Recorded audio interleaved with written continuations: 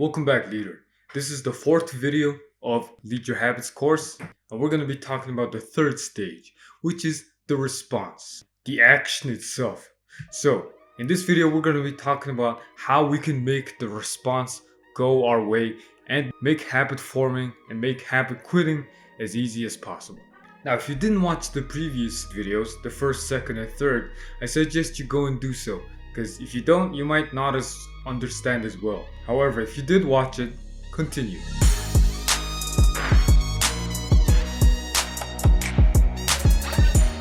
As I said in the second video, the cue video, the more frequent your cue is, the more likely you'll do that habit. And that is very important because that also ties in with this stage, the response. How? Well, the more often you repeat an action, the more automatic it'll become. The more frequently you do it, the faster it'll become a habit. And the action itself is the response, so the more you do that response, the faster it'll become a habit in your life. You may have heard that it takes 21 days or 60 days, 90 days to form a habit, or even 69 days. But all of them are wrong. That's bullshit. And you may even know that from yourself. Some habits for some reason takes just a week to form, while others take years to form, and it doesn't even stick that well, even if it takes that long. Why? Because when it comes to habits, the duration doesn't matter. How long you've been doing it for, habits don't give a shit about that. What really matters is how many times have you been doing it for? How frequently have you been doing it for? How many times have you been doing it for? Not how long you've been doing it for. You see, look at social media as soon as we're bored. That's a habit that formed very quickly in our lives because, well, we get bored a lot and we just look at our phones as soon as that happens, and then that's like automatically becomes a habit because we look at our phones like 10 times a day.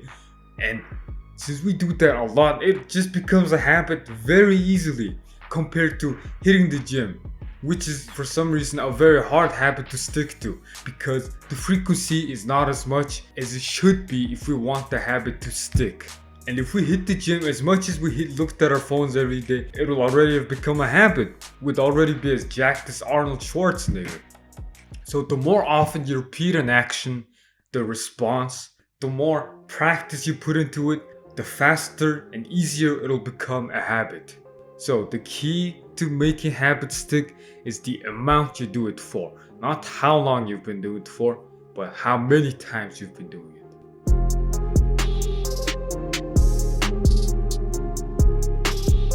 This is a law that people from hundreds of thousands of years ago have started to follow, and it came all the way into our time. This law, the law of least effort, states that we do things in a way that require the least energy and effort as possible. Some of you may know it as laziness.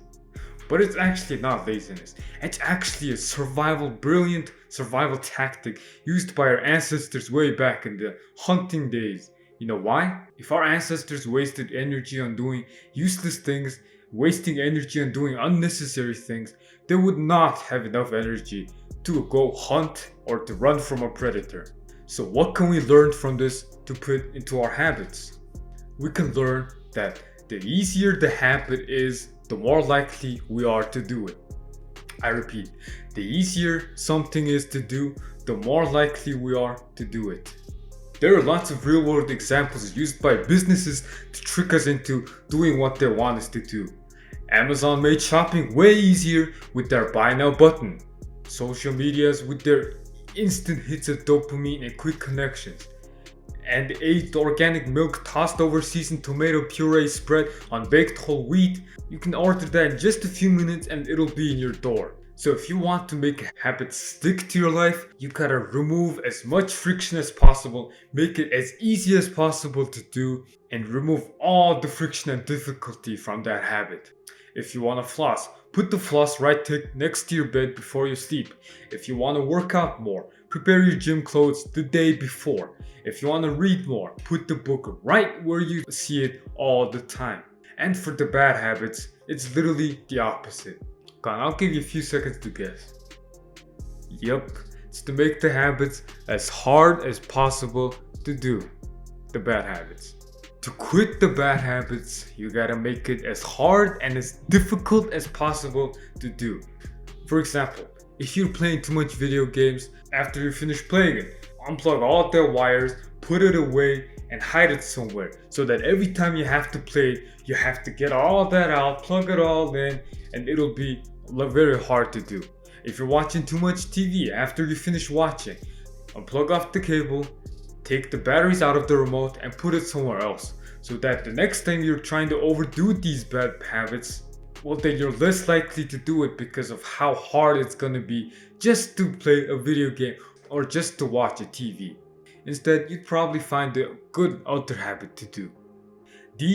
Doing this will surely make you feel like that doing those stuff, it's not really worth it. It's not really worth your energy. We are lazy creatures, so why waste all the energy just to get a few minutes of TV or a few minutes of video games? Exactly. You gotta make the habits as hard as possible to do, make it as difficult as possible to do. Design your environment in a way that makes doing your good habits as easy as possible and makes doing the bad habits as difficult and hard to do as possible.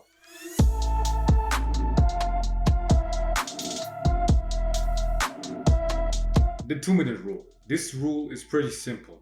Whenever you start a new habit, it shouldn't take more than 2 minutes to do. Now, you might be thinking, how the fuck am I supposed to work out for 2 minutes? But that's not the point. What we're trying to do here is to make a habit stick as easy and fast as possible. And the 2-minute rule allows us to do just that. How? Like I said, by making it as easy as possible. Compare a habit like working out at the gym to just doing 5 push-ups. Which one is easier to do? Of course, the 5 push-ups. It only takes a minute at most or 20 seconds compared to going out, wearing your clothes, hitting the gym, take an hour, coming back. Of course, doing the push-ups is way easier and faster. It takes less than 2 minutes, which is why you're very likely to go through with that habit and make that a habit as easy and faster than other habits like hitting the gym and stuff. So the 2-minute rule makes us very likely to do our habit because even the laziest people in the world, like the laziest bunch, can do something if it takes less than 2 minutes. And that's the point. It's to make it as easy as possible to do. And if the laziest people in the world can do it, you can definitely do it. The 2-minute rule may seem very easy to you. It may seem like it's too less, and you might even feel like you want to do more. But don't fall into that trap. If you start off too big, if you start off with the giant, huge step first, you're very likely to be discouraged because of how hard it's gonna be. So the rule is to standardize and make it a habit, a normal thing, then improve that habit. Make the habit a normal thing in your life, and then you can build on top of it, optimize it, and improve it. For example, it's easier to go from reading 1 page a day to 5 pages a day to 1 chapter a day, compared to just starting out reading a book and then reading 1 chapter. You're very likely to get discouraged because of how hard it is. So to make it as easy as possible, you gotta standardize it, make it a normal thing, and then improve on top of it, and then build on top of it. And the secret to building a habit is to make it as easy as possible, as quick as possible, and it requires the least energy as possible. And that, leaders, is how you get a habit to stick. Make it as easy to do as possible. Make it require the least energy and make it use the shortest time as possible. In summary, make the bad habits as hard and difficult to do as possible. Make the good habits as easy to do as possible. Remove all the frictions, and for the bad habits, put as much friction as possible. Thank you for watching this video. I hope you enjoyed this video, and if you did, like, subscribe, and comment down below the main insight you got. But don't spoil it for other viewers. And thank you for watching again. Have an awesome day, leaders, and I will see you in my next video.